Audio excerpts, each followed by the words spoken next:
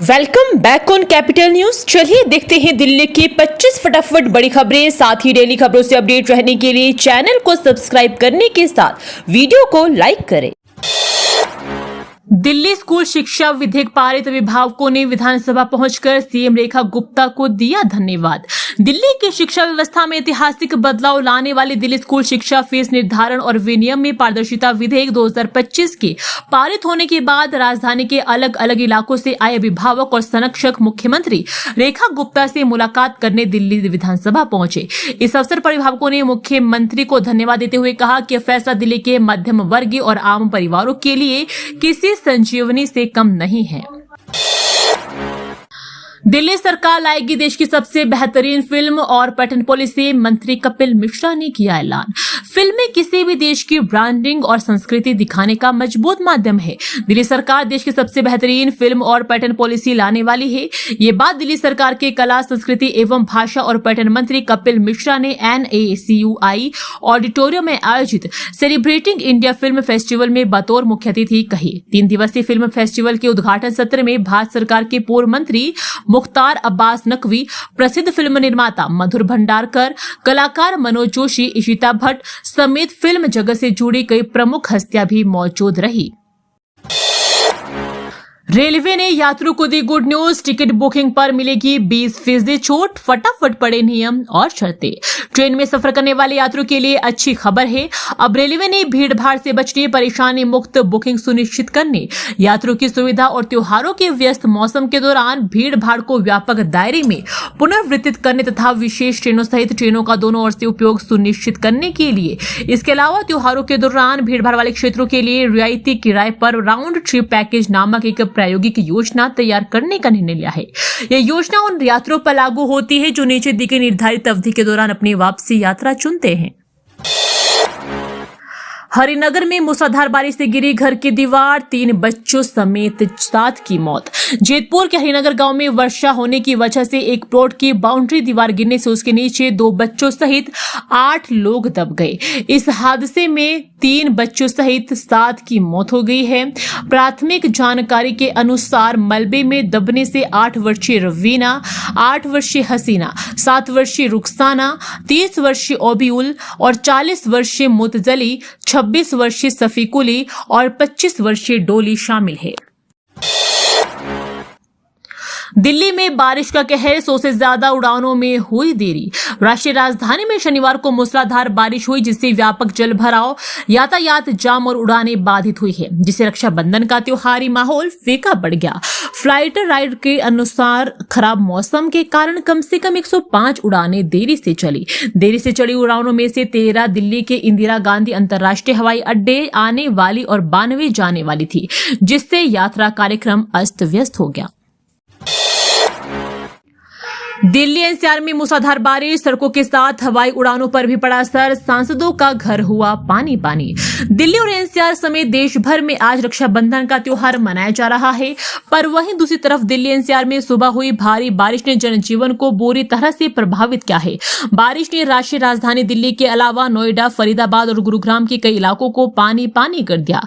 सड़कों पर घुटनों तक पानी भर गया, जिस कारण से वाहन रफ्तार भरते नहीं बल्कि रेंगते नजर आए। इसी कारण से जगह जगह पर ट्रैफिक जाम के हालात बन गए हैं। मूसलाधार बारिश का कहर न सिर्फ सड़कों यातायात पर पड़ा बल्कि इसका असर हवाई उड़ानों पर भी देखा गया। बारिश के चलते 180 उड़ानें प्रभावित हुई है। टेरर फंडिंग मामले में आतंकी सैयद सलाउद्दीन के एक बेटे को जमानत से दिल्ली एचसी का इनकार, कोर्ट ने दी अहम टिप्पणी। जम्मू कश्मीर में आतंकी फंडिंग के मामले में दिल्ली हाईकोर्ट ने पाकिस्तान से संचालित आतंकी संगठन हिजबुल मुजाहिदीन के प्रमुख सैयद सलाउद्दीन के बेटे शाहिद यूसुफ को जमानत देने से इनकार कर दिया है। वहीं उसके बेटे को सैयद अहमद शकील को जमानत दी गई है। न्यायमूर्ति नवीन चावला और न्यायमूर्ति शालिंदर कौर की पीठ ने शुक्रवार को शाहिद की जमानत याचिका खारिज करते हुए कहा कि अभियोजन पक्ष द्वारा पेश की गई साजिश कोई गंभीरता को नजरअंदाज नहीं किया जा सकता है, जो देश की एकता और सुरक्षा के लिए खतरा है। दिल्ली विधानसभा में फांसी घर का नाम बदलकर टिफिन रूम किया, सीएम रेखा गुप्ता ने कही ये बातें। दिल्ली विधानसभा ने शुक्रवार को तथाकथित फांसी घर का नाम बदलकर टिफिन रूम कर दिया। इससे एक दिन पहले विधानसभा अध्यक्ष विजेंद्र गुप्ता ने कहा था कि पिछली आप सरकार के दावे के अनुसार ऐसा कुछ नहीं है। गुप्ता ने बृहस्पतिवार को कहा था कि इस मामले को गहन जांच के लिए विशेषाधिकार समिति के पास भेजा जाएगा, जो पूर्व मुख्यमंत्री अरविंद केजरीवाल सहित अन्य को तलब करेगी। दिल्ली स्कूल विधेयक को लेकर विपक्ष के आरोप निराधार, मंत्री आशीष सूद ने दिया आपको करारा जवाब। विधेयक को लेकर विपक्ष के आरोपों का शिक्षा मंत्री आशीष सूद ने सिलसिलेवार जवाब दिया और कहा है कि विपक्ष के आरोप गलत है। विधेयक में हर स्तर पर अभिभावकों के हितों की रक्षा की गई है। विपक्ष के स्कूल की शिकायत करने के लिए स्कूल में से 15% अभिभावकों के एकत्रित होने के सवाल पर सूद ने कहा कि विपक्ष के बिना पड़े आपत्ति जता दी है। कहा कि विधेयक के सेक्शन 2 में साफ लिखा है कि ऐसे अभिभावकों का समूह जो प्रभावित कक्षा के कुल अभिभावकों के कम से कम 15% से कम ना हो, यानी इसका अर्थ है कि 40 बच्चों की कक्षा में से 6 अभिभावक होने चाहिए। स्वतंत्रता दिवस आयोजन, ट्रंप का टैरिफ और गुरुग्राम का ड्रोन क्लब समारोह के लिए खतरा, एजेंसियां अलर्ट। अमेरिकी राष्ट्रपति डोनाल्ड ट्रंप का भारत पर 25% अतिरिक्त टैरिफ और गुरुग्राम सहित ड्रोन क्लब 15 अगस्त के स्वतंत्रता दिवस समारोह के लिए बड़ा खतरा है। अगर भारत सरकार ने टैरिफ स्वीकार कर लिया तो संयुक्त किसान मोर्चा बड़ा आंदोलन कर समारोह में खलल डाल सकता है। साथ ही गुरुग्राम स्थित ड्रोन क्लब से भी कोऑर्डिनेशन कर लोगों से आग्रह करने का कहा गया है कि 15 अगस्त तक ड्रोन न उड़ाए, इससे अफवाह फैल सकती है। खुफिया एजेंसियों ने दिल्ली पुलिस व अन्य राज्यों के पुलिस अधिकारियों को दिल्ली में शुक्रवार को हुई उच्च स्तरीय बैठक में ये इनपुट दिए।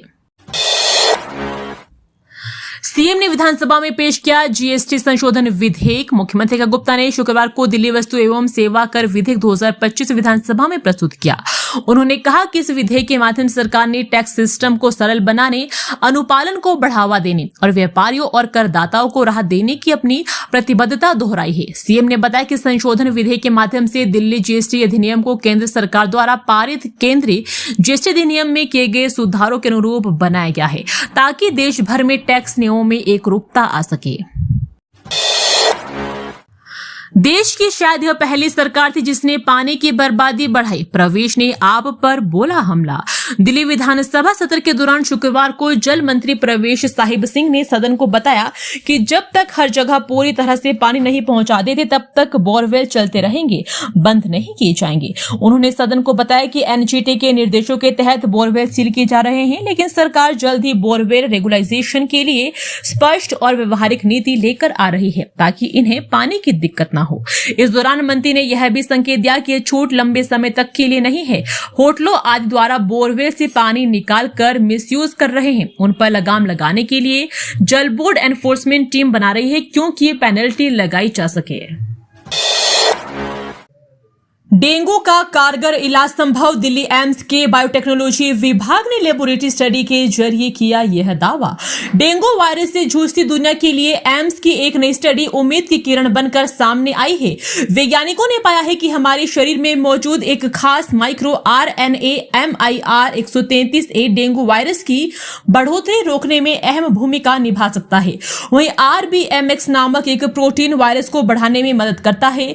इन दोनों के बीच की जटिल बायोलॉजिकल जंग के जरिए डेंगू के इलाज के लिए नई दवा या RNA थेरेपी विकसित की जा सकती है। स्टडी में शामिल साइंटिस्ट का कहना है कि इस लैब स्टडी ने डेंगू के खिलाफ कारगर इलाज की उम्मीद बढ़ा दी है।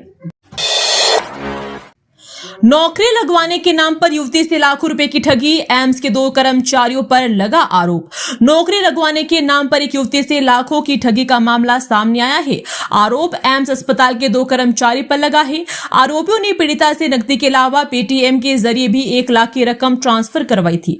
आश्वासन मिलने के बाद जब नौकरी नहीं लगी तो पीड़िता ने पुलिस को मामले की शिकायत की और हौज खास पुलिस ने 5 अगस्त को मामला दर्ज किया है।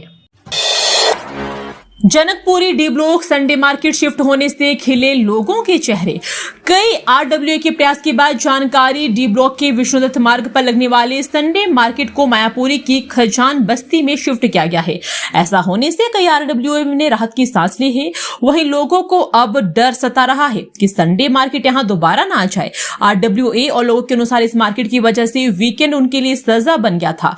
अपने रिश्तेदारों तक तो वीकेंड पर घर बुलाने में लोग कतराते थे।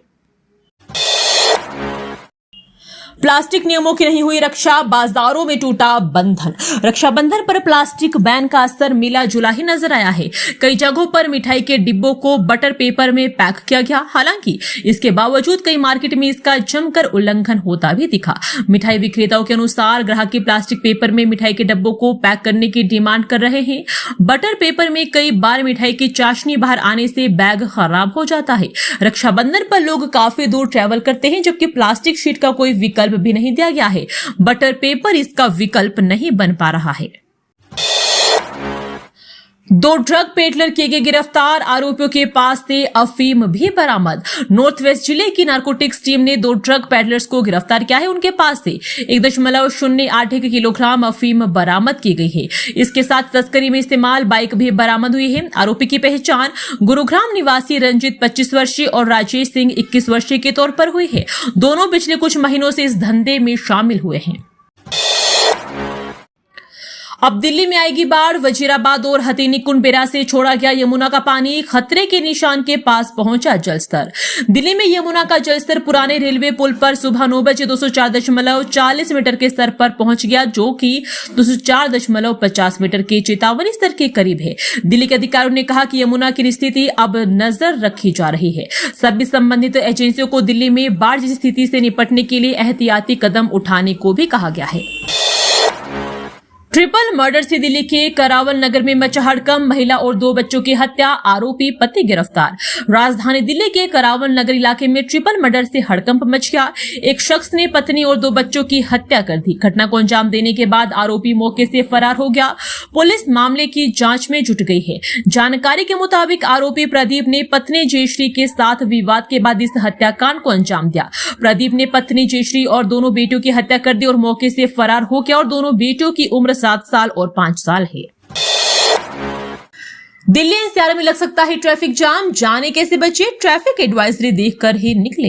दिल्ली एनसीआर में रक्षाबंधन से एक दिन पहले ही कई जगहों पर ट्रैफिक जाम की समस्या देखी गई और लोग देर रात तक घंटों जाम में फंसे रहे। शनिवार को रक्षाबंधन के दिन भी ट्रैफिक जाम की समस्या आ सकती है। इससे बचने के लिए घर से निकलने से पहले दिल्ली ट्रैफिक पुलिस की एडवाइजरी जरूर देख ले, नहीं तो आप भी घंटों सड़क पर लगे ट्रैफिक जाम में फंसे रह सकते हैं। एक तो रक्षाबंधन और दूसरा वीकेंड होने की वजह से दिल्ली एनसीआर में यातायात बाधित रखने की आशंका जताई जा रही है। इसे देखते हुए दिल्ली ट्रैफिक पुलिस ने पहले ही एडवाइजरी जारी कर लोगों से वैकल्पिक मार्ग अपनाने की सलाह की है। दिल्ली में अभिनेत्री हुमा कुरैशी के भाई की हत्या, 2 सगे भाइयों ने वारदात को दिया अंजाम। दिल्ली के भोगल इलाके में शुक्रवार रात मामूली पार्किंग विवाद खून खराबे में बदल गया। फिल्म अभिनेत्री हुमा कुरैशी के चचेरे भाई 35 साल के आसिफ कुरैशी की 2 सगे भाइयों उज्जवल और गौतम ने नुकीले हथियार से हमला कर हत्या कर दी। पुलिस जांच में सामने आया है कि यह घटना अचानक नहीं हुई, बल्कि पिछले 1 साल से चल रही पुरानी रंजिश का अंजाम थी। पुलिस के अनुसार आसिफ और दोनों आरोपियों के बीच पिछले 12 महीनों से कम 6 बार झगड़े हो चुके थे। 3 महीने पहले भी मारपीट हुई थी, जिसमें आरोपियों ने खुलेआम धमकी दी थी कि अगली बार जान से मार देंगे। गुरुवार देर रात उनकी यह धमकी हकीकत बन गई। आनंद विहार इलाके के अस्पताल में लगी आग, धुएं से 4 लोग बेहोश, राहत बचाव जारी। पूर्वी दिल्ली के आनंद विहार इलाके में मौजूद कॉस्मोस अस्पताल में भयंकर आग लग गई, जिसके कारण धुएं से 4 लोग बेहोश हो गए। मरीजों को शीशा तोड़कर बाहर निकाला गया। ये आग कैसे और क्यों लगी, इस मामले की फिलहाल जांच जारी है। घटनास्थल पर पुलिस और फायर ब्रिगेड की टीम राहत बचाव कार्य में जुट गई है। दिल्ली में कब होगी बारिश, मौसम विभाग ने बता दी तारीख, तापमान में आएगी भारी गिरावट। मानसून की बेरुखी के बीच अभी 4 दिन और दिल्ली में वर्षा के आसार नहीं है। इस दौरान हर रोज धूप निकलेगी और उमस भरी गर्मी भी परेशान करेगी। 13 व 14 अगस्त को फिर से वर्षा होने के आसार है, तब तापमान में भी कुछ कमी आएगी। इसी बीच बादलों की लुका छिपी के बीच शुक्रवार को भी धूप निकली रही। अधिकतम तापमान सामान्य से 2.0 डिग्री अधिक 36.2 डिग्री सेल्सियस दर्ज किया गया। न्यूनतम तापमान सामान्य से 0.1 डिग्री कम 26.8 डिग्री सेल्सियस रहा। हवा में नमी का स्तर 70 से 50% रिकॉर्ड हुआ और वर्षा कहीं नहीं हुई। दिल्ली में अब सड़कों पर नहीं दिखेंगे आवारा कुत्ते और गायें, मंत्री कपिल मिश्रा ने की उच्च स्तरीय बैठक।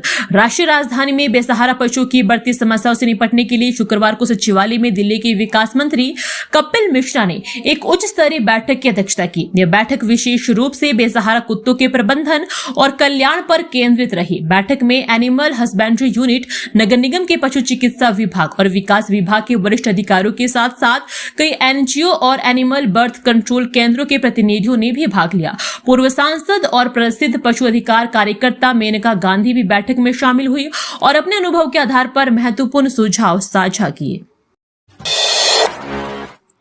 दिल्ली मेट्रो की पिंक लाइन पर दिसंबर तक पूरी तरह चलेगी ड्राइवरलेस मेट्रो। मेजेंटा लाइन पर काम पूरा। डीएमआरसी की मजलिस पार्क से शिव विहार पिंक लाइन पर चालक रहित मेट्रो परिचालन मार्च से ही चल रहा है। अब तक 2 चरण का काम भी पूरा कर लिया गया है। शेष 2 चरण का काम अगले 3 से 4 महीने में खत्म होते ही पिंक लाइन भी पूरी तरह चालक रहित मेट्रो का परिचालन होने लगेगा। हाल ही में मजेंटा लाइन पर अनएंटिडेड ट्रेन ऑपरेशन यानी चालक रहित मेट्रो के परिचालन का काम हुआ। मजेंटा लाइन पर ट्रेनों का पूरा बेड़ा अब यूटीओ पर ही चल रहा है।